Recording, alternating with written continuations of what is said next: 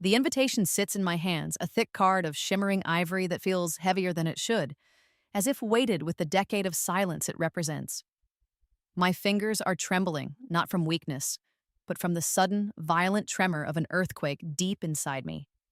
10 years of carefully constructed peace, of telling myself I was over it, that I had moved on, all of it crumbles to dust in an instant. Derek Harrison is getting married.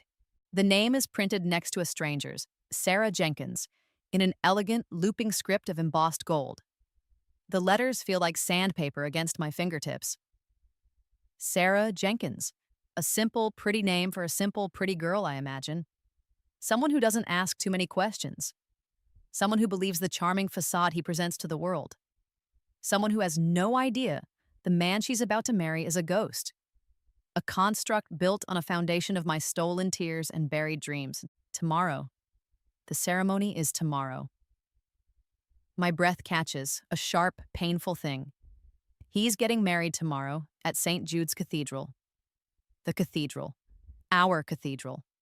The one where we'd stood on a rainy Tuesday afternoon, years before the end, tracing the patterns in the stained glass and planning our own future. He'd kissed me in the back pew, his lips cold from the rain, and whispered, "This is it, Maya. This is where we'll promise forever." Forever turned out to have an expiration date. A suffocating weight presses down on my chest, a familiar phantom I thought I'd finally exorcised. It's the same feeling that haunted me in the empty apartment after he left. The same tightness that made it hard to breathe for months, for years. But now it's different. The dull, crushing ache is gone. In its place, something is crystallizing. The 10 years of buried rage, of unanswered questions, of a grief so profound I couldn't even name it, are hardening into something sharp, cold, and perfect. A diamond of fury, a scalpel of surgical clarity. I know exactly what I have to do. And he gave me 24 hours. 24 hours until he stands at that altar and tries to bury me for good, erasing our history with a new set of vows. 24 hours to execute the plan, I realize with a jolt I've been unconsciously preparing for a decade. Every skill I've learned, every bit of strength I've clawed back, every piece of independence I've fought for, it's all been leading to this. Not for petty revenge, for justice. My hands are steady now. I pick up my phone, the screen cool against my skin. My thumb scrolls through my contacts, past names of friends and colleagues, people who know the new Maya, the one who is successful and self-assured, the one who never speaks of the man who broke her. I stop at a name I never had the heart to delete, a relic from a life that feels like it belonged to someone else. Eleanor Harrison, Derek's mother. She always did love me more than her son deserved. I glance at the clock on the wall, 8:58 p.m., 2 minutes. 2 minutes until her evening news program starts. She never misses it. The timing has to be perfect. Everything has to be perfect. I take a deep, slow breath, letting the icy calm settle over me. The trembling is gone. My pulse is even. This isn't the heartbroken girl Derek left behind with a mountain of fabricated debt and a hollowed-out soul. This is someone else entirely. The clock ticks over to 9 p.m. I press the call button. It rings once, twice. Hello? Her voice is exactly as I remember, warm and cultured, a stark contrast to the coldness that runs in her son's veins.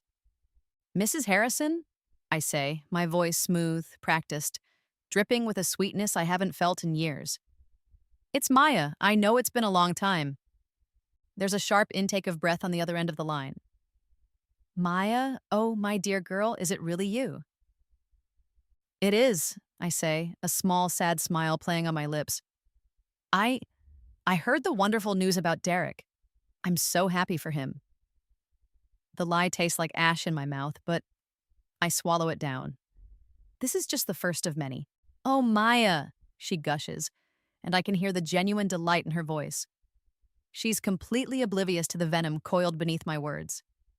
"After all these years, it's so good to hear your voice. Derek will be so surprised you called." "Well, I was hoping to do more than just call," I continue, my tone pitched to sound sincere, maybe even a little wistful. "I know it's terribly last minute, but I was thinking about a wedding gift. Something personal, something from the heart." I let the sentence hang in the air, a baited hook. She bites just as I knew she would. Darling, you don't have to do that. Just hearing from you is a gift enough. No, I insist. I purr, walking over to my desk and picking up a single tarnished key. A key to a storage warehouse downtown. A key Derek, in his haste to erase me, never asked me to return.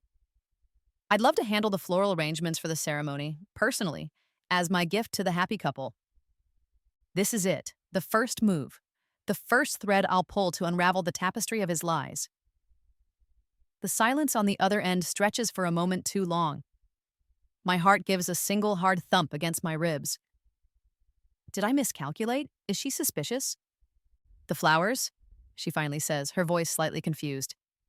Oh, Maya, that's incredibly generous, but the florist has already been booked for months, a woman Sarah knows. I'm sure she's wonderful, I say, my voice like honey. But I have a connection with a wholesaler. I could get something truly spectacular, something no one else could. Well, it's just... She hesitates. It's sweet of you, but Sarah was very, very specific. She's terribly allergic, you see, to lilies, a severe allergy. We had to be so careful. I close my eyes. A slow, predatory smile spreads across my face. It's a cold, unfamiliar feeling. The first piece of the puzzle doesn't just click into place. It slams down with the force of a guillotine. Of course, Derek, the man who once knew every breath I took, every secret dream I held, had forgotten to tell his own mother about his new fiancé's severe allergy. Or, more likely, he never bothered to ask. He was never one for details that didn't directly benefit him. Lilies, I whisper, my voice a soft caress. Goodness, we certainly can't have those, can we? No, absolutely not, she says, flustered. It was the one thing she was adamant about. Stargazer lilies are her favorite, but she can't even be in the same room with them. Don't you worry about a thing, Mrs. Harrison, I say, my mind already racing. The plan blooming in the darkness like a nightshade flower. Beautiful, intricate, and utterly poisonous. I have the most beautiful idea. No lilies, I promise. It will be my honor to make sure the cathedral looks perfect for Derek and Sarah's special day. Maya, are you sure? I wouldn't want you to go to any trouble. It's no trouble at all, I lie smoothly. Consider it a gift, for old time's sake. We hang up a few minutes later, after more pleasantries that feel like swallowing shards of glass. I stand in the silence of my apartment, the phone still in my hand. He's getting married in less than 24 hours. He thinks he's starting a new life built on my ruins. But he made a mistake. He left a loose end. A key he forgot. A mother who still trusts me. And a decade of my life he thought he could just write off. He has no idea what's coming. He's planning a wedding. I'm planning a war. And my first weapon of choice will be an abundance of stargazer lilies. I spend the next hour on a flurry of calls. The first is to the wholesale flower market. My old design business credentials are still active. It's a simple matter to place a rush order for every stargazer lily they have in stock. An emergency? The man on the phone asks, confused by the size of the late-night order. You could say that, I reply, my voice grim. A celebration of a new beginning. The second call is to Elena. I need you, is all I say when she answers. What's wrong? She asks immediately, the sleepiness gone from her voice. She knows my real voice, the one I hide from the world. She's the only one who knows the full story of the wreckage Derek left behind. Nothing's wrong, I say, a strange sense of exhilaration bubbling up inside me. Everything is finally right. Meet me at your place. Bring wine, the good stuff. The keys to Derek's old warehouse feel cool and solid in my palm. He'd rented it when my design business was taking off, a place to store furniture and props for staging homes. After he lost everything. He told me he'd terminated the lease, that it was one more thing we couldn't afford. Another lie. I kept the key on an old ring in the back of a drawer, a stupid, sentimental token. Now, it feels like a weapon. I arrive at the warehouse district just after 11 p.m. The area is deserted, a ghost town of corrugated steel and flickering sodium lights. My footsteps echo as I walk to Unit 2B. The old, familiar lock clicks open with surprising ease. He never even bothered to change it. The arrogance, the sheer, lazy arrogance of him, is breathtaking. I slide the heavy door up, revealing a cavern of shadows. I flick on the light switch, and the cavern is flooded with a harsh, fluorescent glare. My breath hitches. It's all here. He didn't sell it. He didn't get rid of any of it. My old life is here, perfectly preserved under a thin layer of dust. The antique chaise lounge I bought at a flea market, the hand-painted armoire that took me a month to restore, the collection of vintage mirrors I'd been so proud of. It's all here, a museum of our shared past, a mausoleum. I walk slowly through the space, my fingers tracing the outlines of furniture I haven't seen in 10 years. It's like touching ghosts. He told me he sold it all to pay off the debts, the gambling debts he swore had ruined us. He'd cried, genuine tears rolling down his handsome face, telling me how sorry he was, how he'd lost everything. Our future, our savings, our home. I see a stack of canvases leaning against the far wall, covered by a drop cloth. My canvases. I was a painter once, before I had to get aerial job to support us while he was finding himself. With trembling hands, I pull back the cloth. There, staring back at me, is my last painting. A portrait of him. I'd captured him perfectly. The easy charm in his smile, the deceptive warmth in his eyes, the hint of shadow lurking just beneath the surface. It was the best thing I'd ever done. He told me he'd sold it for a pittance to a pawn shop, that it broke his heart to do it. He lied. He lied about everything. This wasn't just a storage unit, this was his secret trophy room. He hadn't erased me. He had collected me. He'd locked away the best parts of my life, the things I had created, and kept them for himself while I was out in the world struggling to rebuild from the ashes he'd left me in. The rage that had been a sharp, clear diamond now ignites. It burns through me, hot and cleansing. This isn't just about a forgotten allergy or a stolen past anymore. This is about a decade of lies.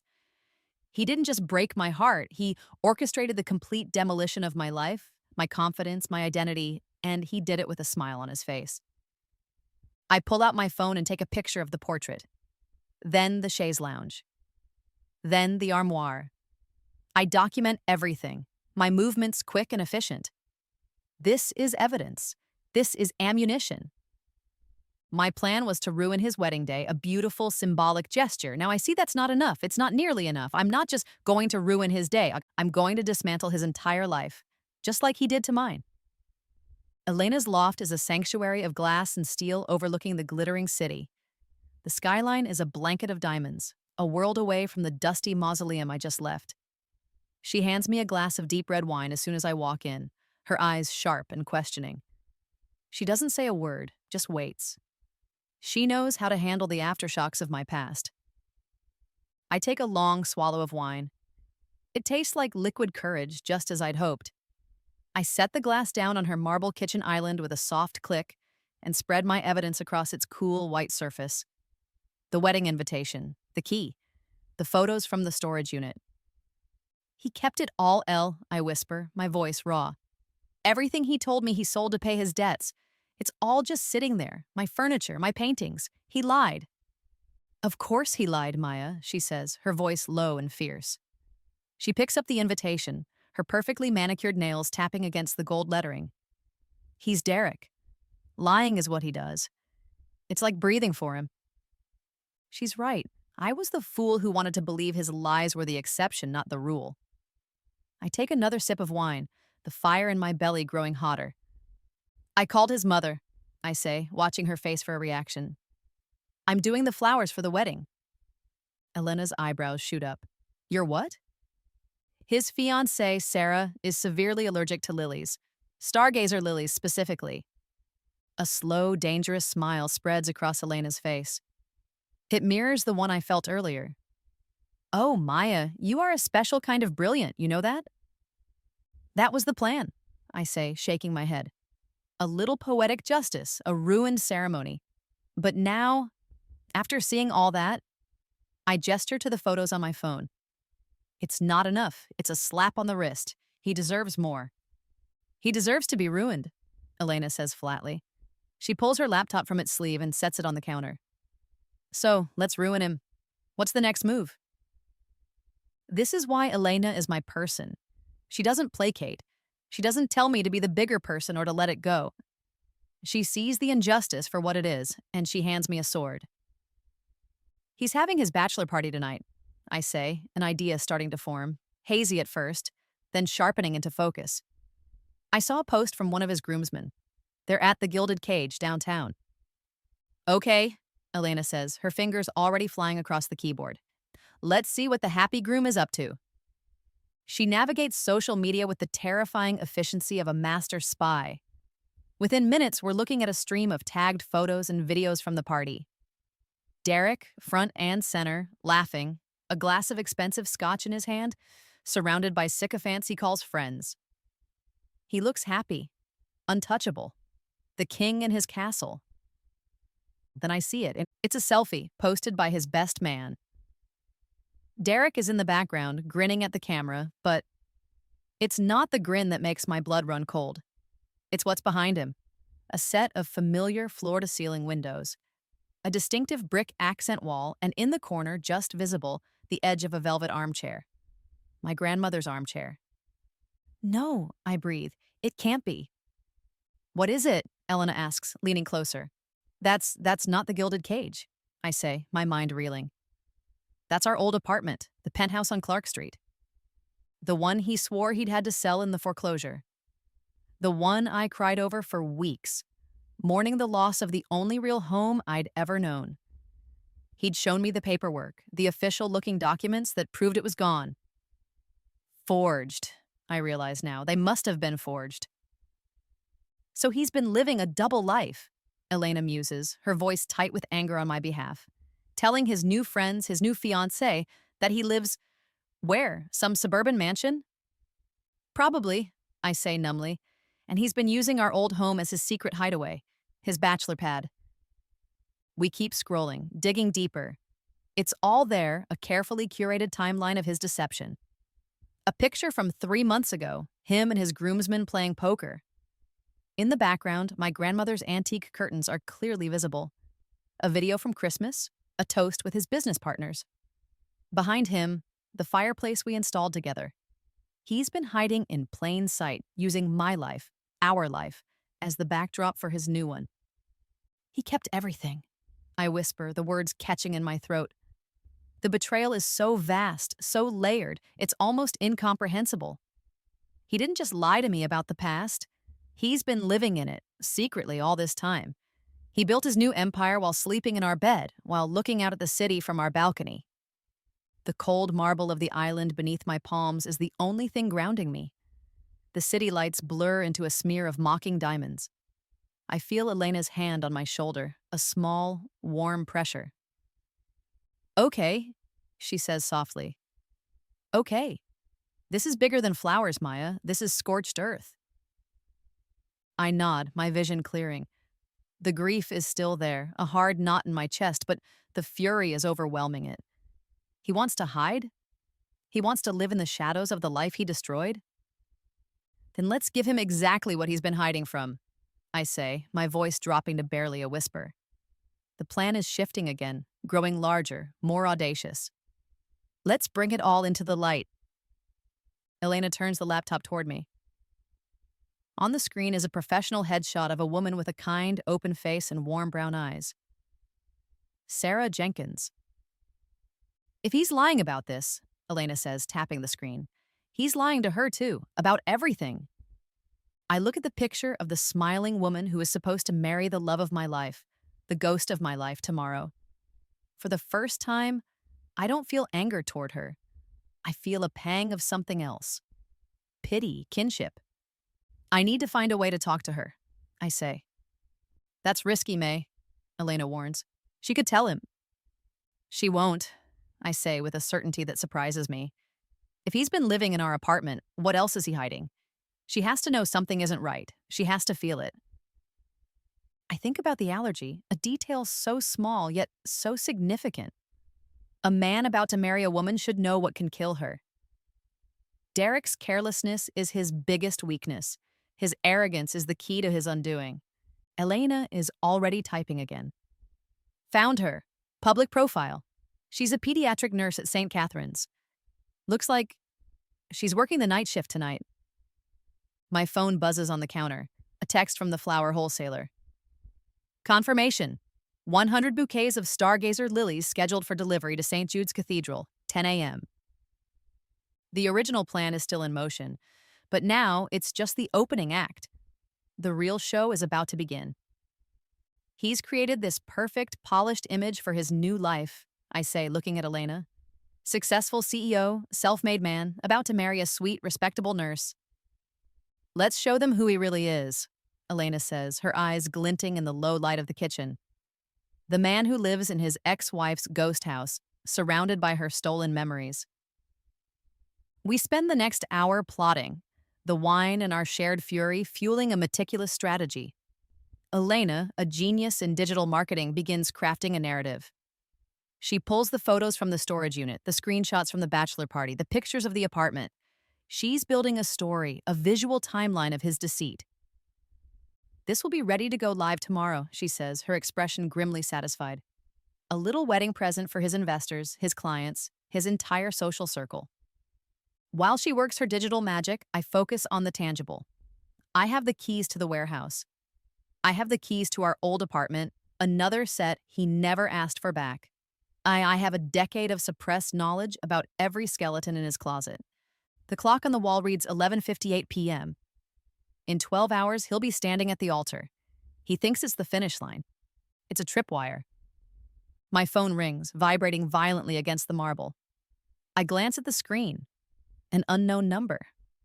My heart lurches. It's too soon. Don't answer it, Elena says, not looking up from her laptop. But something compels me to. A gut feeling. I swipe to answer, my voice cautious. Hello? Now that a woman's voice choked with tears comes through the speaker. Is this Maya? I freeze. I know this voice, though I've never heard it before. I've only seen the smiling face it belongs to. This is she, I say slowly. My name is Sarah Jenkins, she sobs, her voice cracking. Please, can you meet me? I think Derek is trying to destroy you, and I think I'm next. The world tilts on its axis. The 24-hour diner on 5th Street is a bubble of fluorescent light against the sleeping city. It smells of stale coffee and disinfectant, a place where time seems to pool and stagnate. Sarah sits in a booth by the window, her hands wrapped around a thick ceramic mug. Her face is pale and blotchy, her brown eyes wide with a fear I recognize all too well. It's the look of a woman who has just realized the man she loves is a stranger. She doesn't look like my enemy.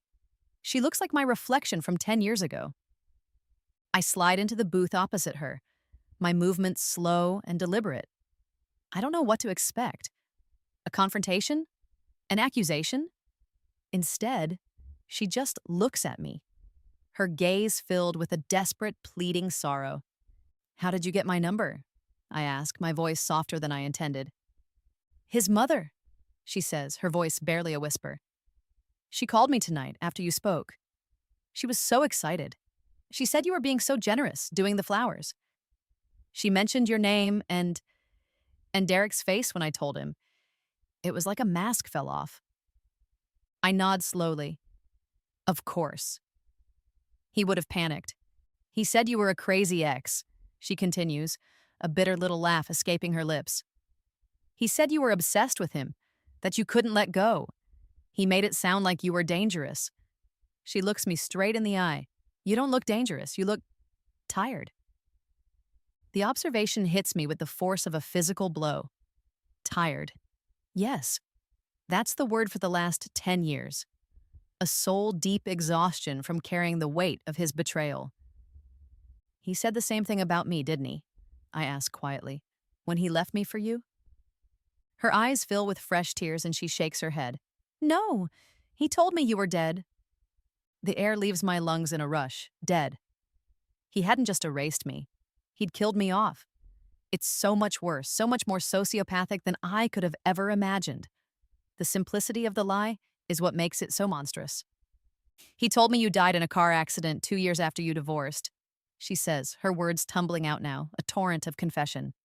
He said it was amicable, the divorce, that you were still friends. He said he was your beneficiary because you had no family, and he wanted to honor your memory. He cries sometimes, on the anniversary of your death. He's a very convincing actor. I feel a dizzying wave of nausea. The storage unit, the apartment, the lies, it all clicks into a new, horrifying picture. He wasn't just hiding his past from her. He had rewritten it entirely, casting himself as the grieving, loyal ex-husband, a tragic, romantic figure. It was a masterpiece of manipulation. I believed him, she whispers, shame coloring her cheeks.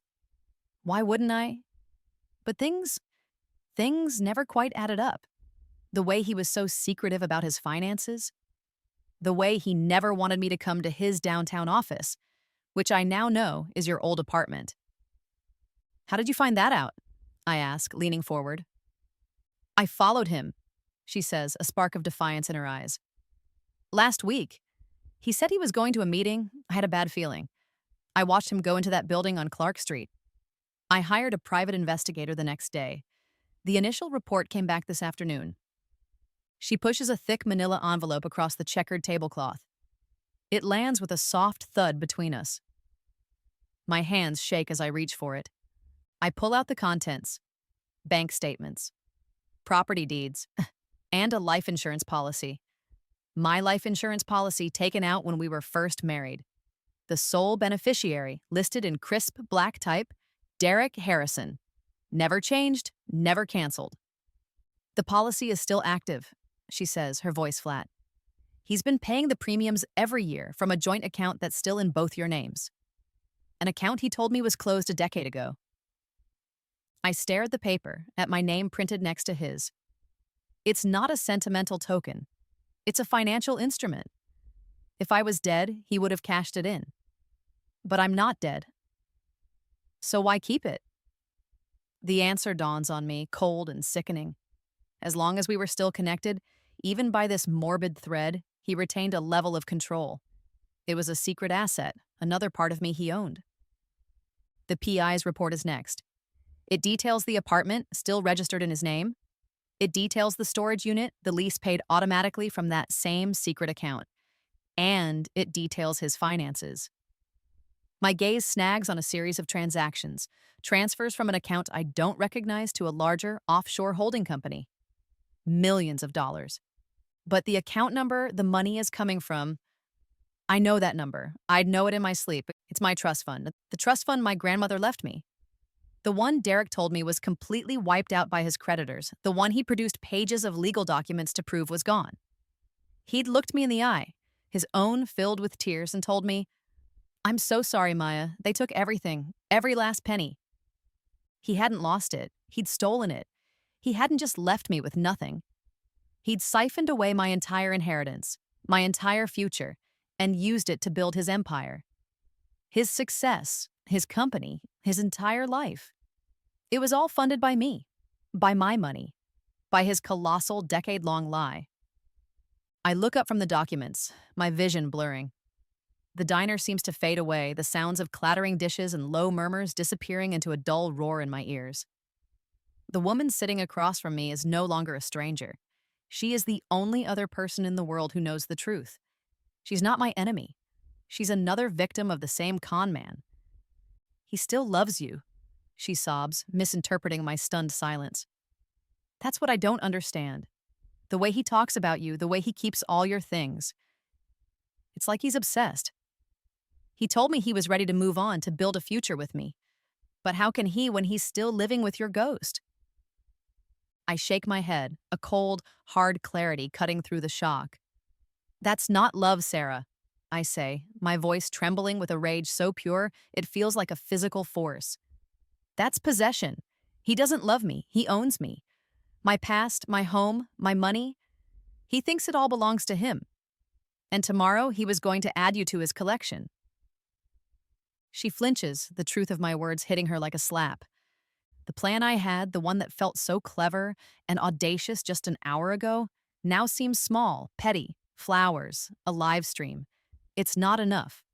This isn't about exposing a cheating ex anymore. This is about dismantling a predator. This is about taking back a life that was stolen, not just from me, but from her too. Tomorrow's wedding is no longer a stage for my revenge. It's a crime scene, and we are the key witnesses. "What are we going to do?" she asks, her voice small and broken. I reach across the table and place my hand over hers. Her skin is ice cold. I look at this woman, this kind-faced nurse who fell for the same lies I did, and I feel a bond forged in the fires of his deception. "Tomorrow," I say, my voice low and steady. A vow in the sterile 24-hour light of the diner. He's not getting a wedding. He's getting a reckoning, and we are going to give it to him. Together. She looks at me, a flicker of hope in her tear-filled eyes. She nods, a single decisive movement. The alliance is sealed. I slide the documents back into the envelope. This changes everything.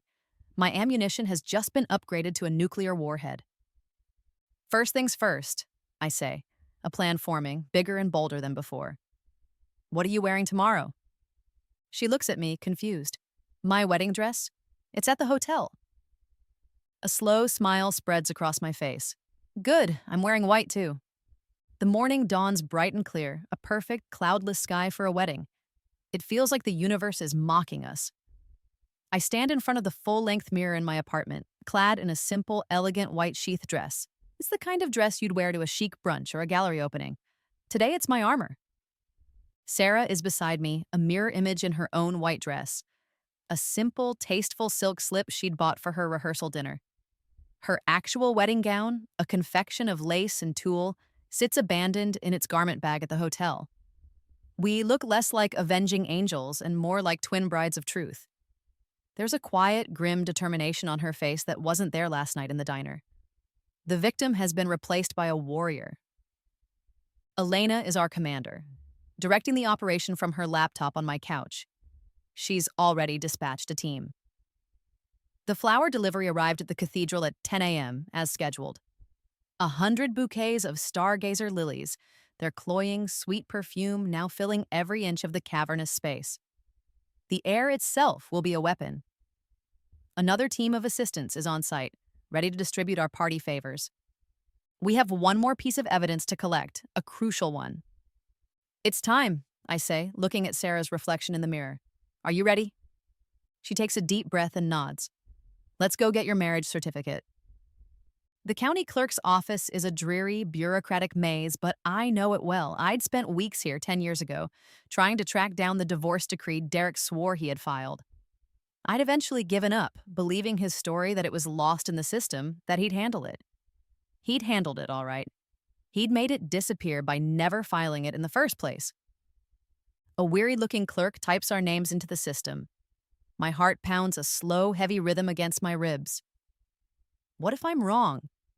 What if he did file it and I've just dragged this poor woman into my own delusion? The clerk squints at the screen. Harrison, Maya, and Harrison, Derek, married June 4th, 2010. She keeps typing. No record of dissolution on file. According to the state of New York, you're still married. Sarah gasps beside me. I feel a wave of vindication so powerful it almost makes me dizzy. I am not crazy. I am not the delusional ex. I am his wife. "I need a certified copy of the marriage certificate," I say, my voice clear and strong. "Immediately." We walk out of the clerk's office and into the bright afternoon sun, the certified document clutched in my hand like a holy relic. It's 1:30 p.m. The ceremony starts at 3. We arrive at St. Jude's Cathedral at exactly 2:15 p.m. The street is lined with expensive cars. Guests in pastel dresses and tailored suits are milling about on the grand stone steps, laughing and chatting, oblivious to the storm that's about to break. We don't use the front entrance. Elena has arranged for us to slip in through a side door near the rectory. We walk down a quiet, shadowed hallway, the sound of the organ music growing louder as we approach the sanctuary. The scent hits me first.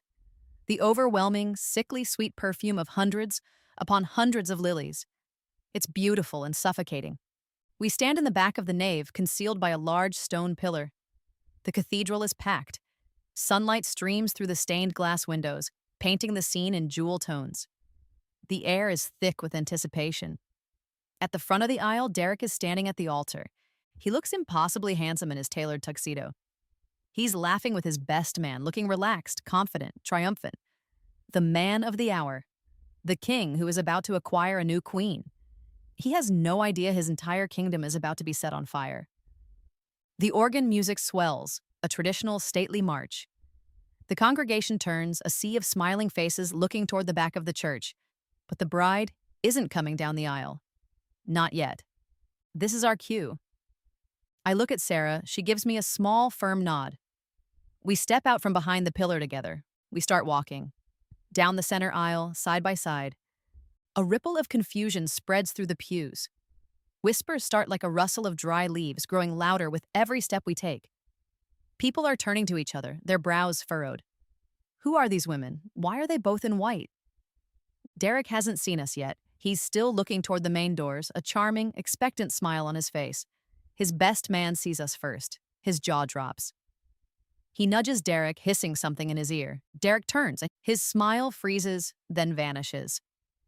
His face cycles through a series of emotions so quickly it's like watching a film on fast forward. Confusion, disbelief, terror, and finally a desperate, cornered kind of calculation. His eyes dart from me to Sarah, then back to me. He looks like a man who has seen two ghosts. We don't stop until we are standing at the foot of the altar, directly in front of him.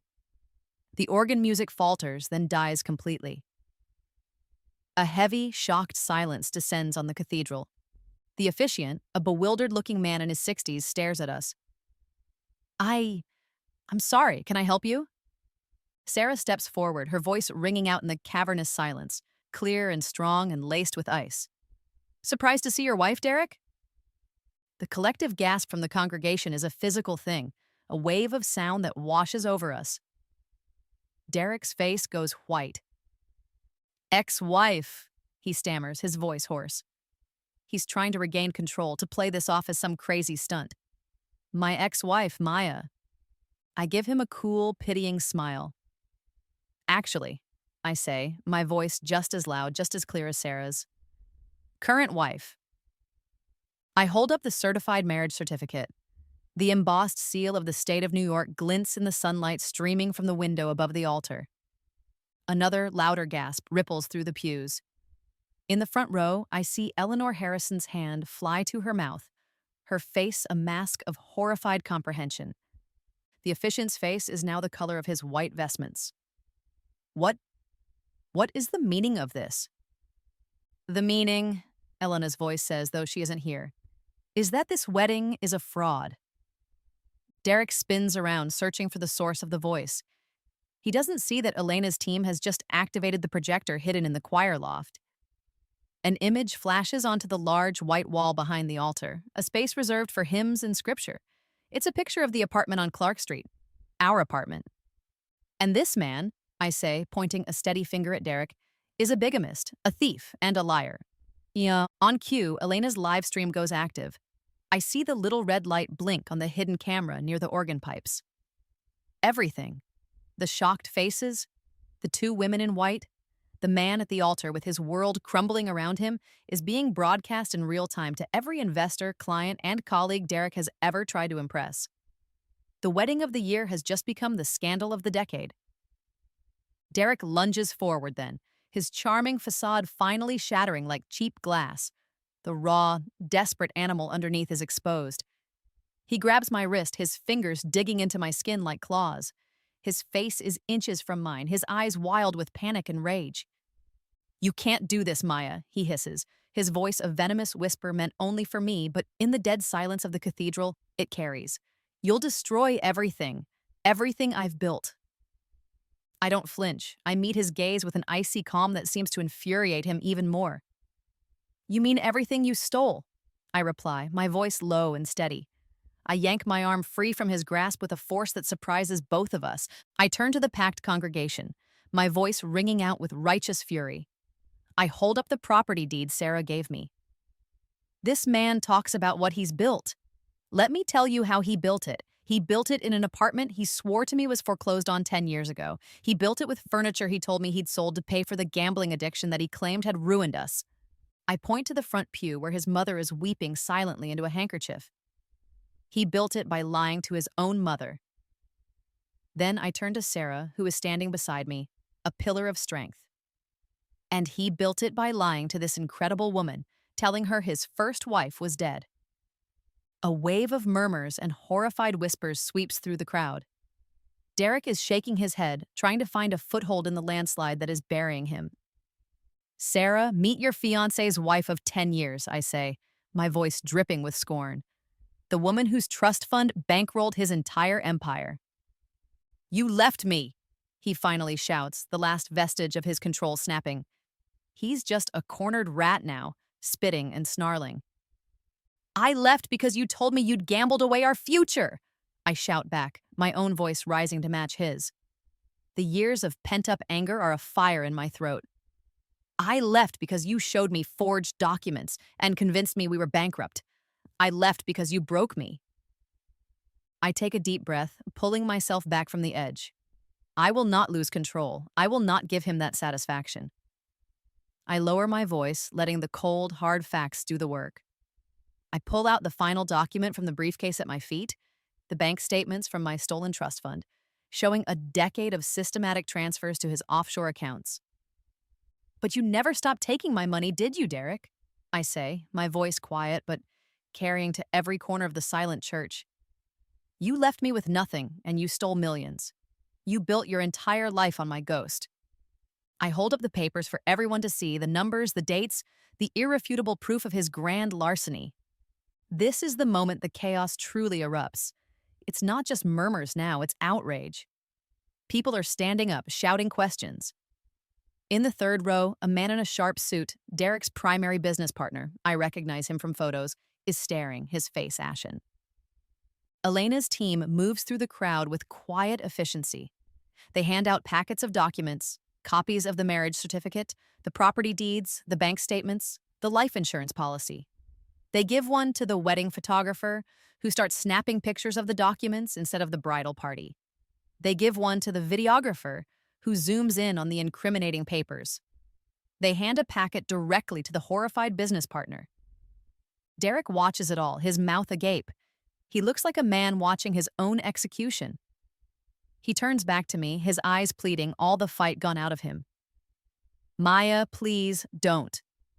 Don't, I laugh, a sharp, bitter sound. You want mercy now? Where was your mercy when you left me in a bare apartment with a pile of fake debt? Where was your mercy when you told this woman I was dead? Where was your mercy for the last 10 years, every single day that you woke up in my home, spent my money, and lived a lie?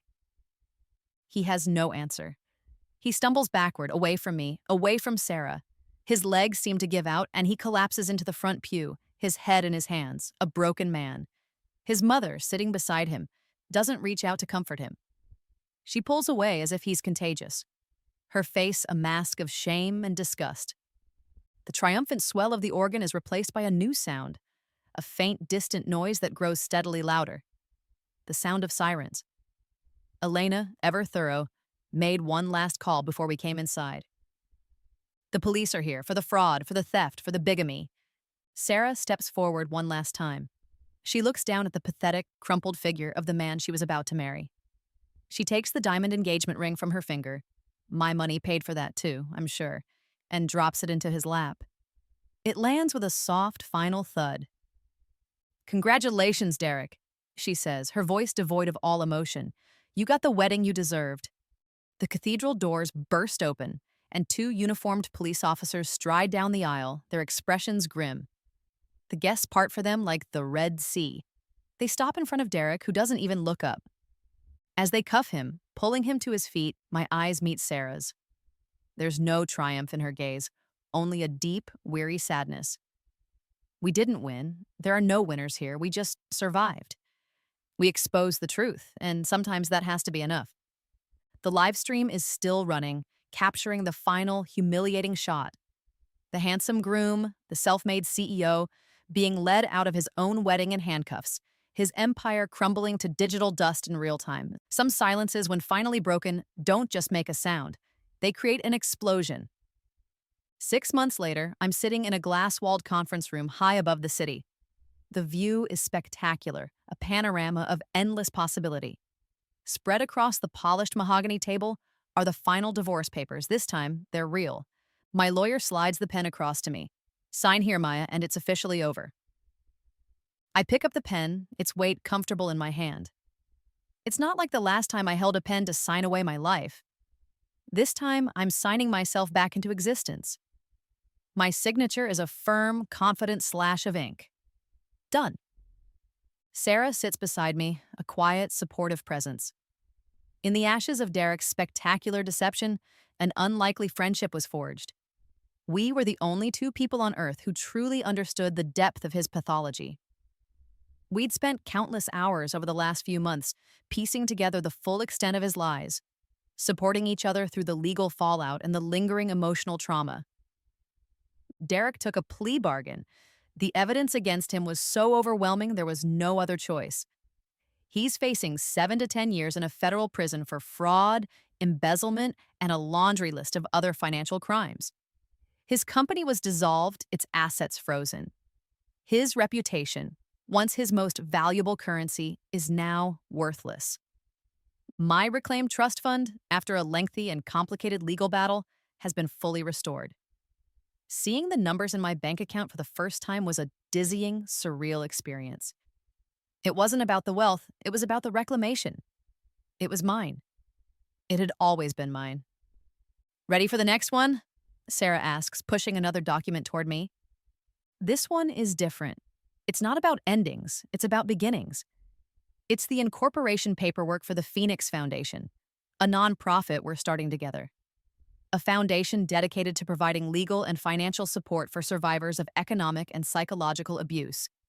We're turning our shared trauma into purpose, our pain into power. I pick up the pen again. The first official act of the foundation is to write a check to open its operating account. It's a check with more zeros than Derek ever deserved to see in his lifetime. I sign it with a flourish. As we leave the law office and step out onto the busy street, the city air feels fresh and clean. The weight that I carried for a decade is gone. I am no longer haunted by his ghost because I am no longer the person he tried to bury. Sarah links her arm through mine. You know, she says, a small smile playing on her lips, I never got a chance to thank you. I look at her confused. For what? For the lilies, she says, her eyes twinkling with mischief. I heard the entire wedding party was sneezing for a week. A lovely final touch. I laugh, a real, genuine laugh that comes from deep in my belly. It's a sound I haven't heard from myself in a very long time. It's the sound of freedom. Derek thought his silence would be my tomb. He never imagined that when I finally found my voice, it would be loud enough to bring his entire world crashing down.